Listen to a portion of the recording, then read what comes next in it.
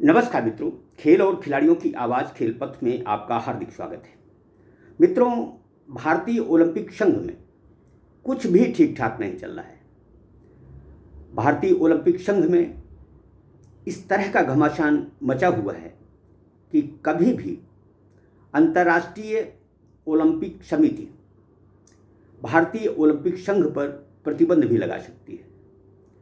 दरअसल यह पूरा मामला भारतीय ओलंपिक संघ में दो व्यक्तियों की नियुक्ति से जुड़ा हुआ है। उपाध्यक्ष राजलक्ष्मी सिंहदेव की अगुवाई में आईओए कार्यकारिणी के 9 सदस्यों ने संघ परिसर में नोटिस चस्पा कर अनधिकृत व्यक्तियों के प्रवेश पर रोक लगा दी है। कार्यकारिणी का इशारा जनवरी में नियुक्त किए गए सीईओ रघुराम अय्यर और भारतीय ओलंपिक संघ की अध्यक्ष पीटी उषा के कार्यकारी सहायक कैप्टन अजय नारंग को लेकर है।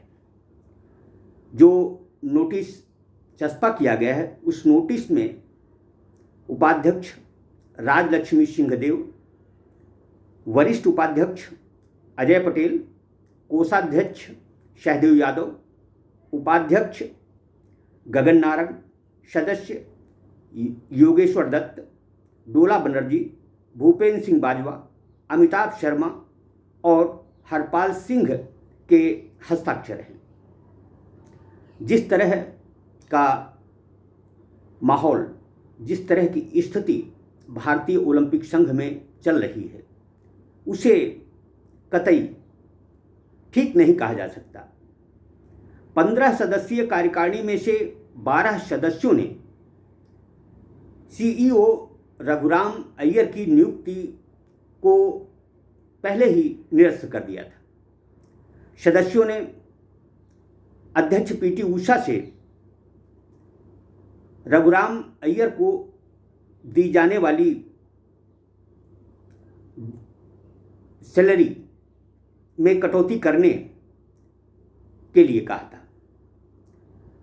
दरअसल भारतीय ओलंपिक संघ के जो सीईओ नियुक्त किए गए हैं उनका मासिक मानदेय 20 लाख रुपए निर्धारित किया गया है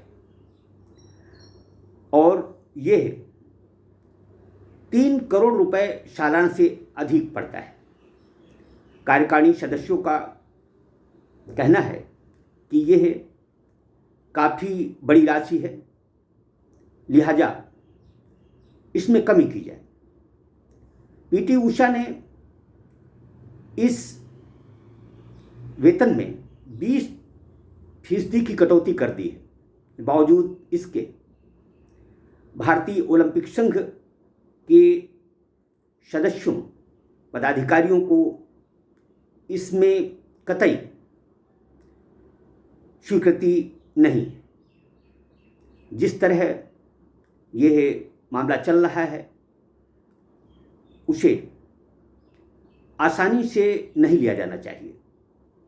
दरअसल 6 जनवरी से ही रघुराम अय्यर की नियुक्ति को लेकर भारतीय ओलंपिक संघ खेमों में बटा हुआ है।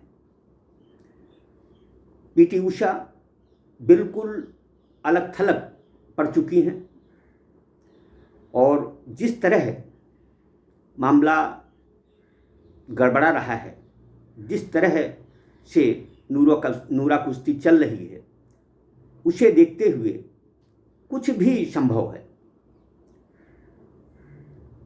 देखा जाए तो भारतीय ओलंपिक संघ का दायित्व, उसका काम खेलों का सफल संचालन करना होता है। यह सभी खेलों को चलाने के लिए होता है। बावजूद अब सवाल ये उठता है कि जब भारतीय ओलंपिक संघ ही एक नहीं है, एकजुट नहीं है, तो वह दूसरे खेल संगठनों में चल रही रार को कैसे सुलटा सकता है, कैसे निपटा सकता है। दरअसल भारतीय ओलंपिक संघ के चुनाव हुए 1 साल से अधिक हो गए हैं, लेकिन भारतीय ओलंपिक संघ ने अभी तक कोई ऐसा काम नहीं किया है जिसकी तारीफ की जाए, चर्चा की जाए। भारतीय ओलंपिक संघ की इस स्थिति को, इस नूरा कुश्ती को देखते हुए भारतीय ओलंपिक संघ के कुछ पूर्व पदाधिकारी भी न केवल सक्रिय हो गए हैं, बल्कि भारतीय ओलंपिक संघ में जो उठापटक चल रही है उस पर भी नज़र गड़ाए हुए हैं। भारतीय ओलंपिक संघ की अध्यक्ष उड़नपरी पीटी उषा फिलवक्त अलग थलग पड़ चुकी हैं। उनके सपोर्ट में कोई नज़र नहीं आता और जिस तरह से 15 सदस्यीय कार्यकारिणी में से 12 सदस्यों ने सीईओ की नियुक्ति को निरस्त करने तथा दूसरे व्यक्ति की नियुक्ति पर उंगली उठाते हुए नोटिस चस्पा किया है, उसे गंभीरता से लिया जाना चाहिए, क्योंकि यदि हम इस मामले को हल्के में लेंगे तो कुछ भी संभव है।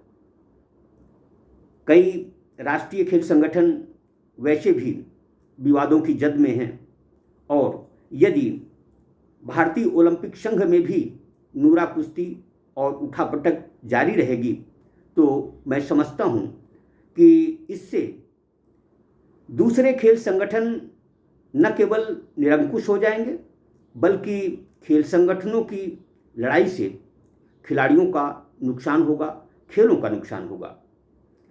भारत अंतर्राष्ट्रीय खेल बिरादरी से अलग न हो, इसके लिए कार्यकारिणी सदस्यों, अधिकारियों को सब्र से काम लेना चाहिए। उन्हें कोई ऐसा काम नहीं करना चाहिए जिससे कि भारतीय ओलंपिक संघ की भद्द पिटे और वह खेल बिरादर से बाहर हो जाए।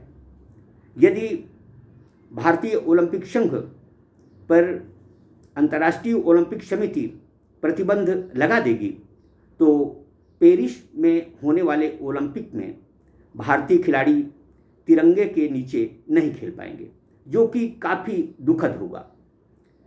सभी से विनम्र आग्रह है कि इस मामले को सहजता से सुलझाया जाए तथा कोई अप्रिय स्थिति निर्मित न हो, इस बात का भी ध्यान रखा जाए।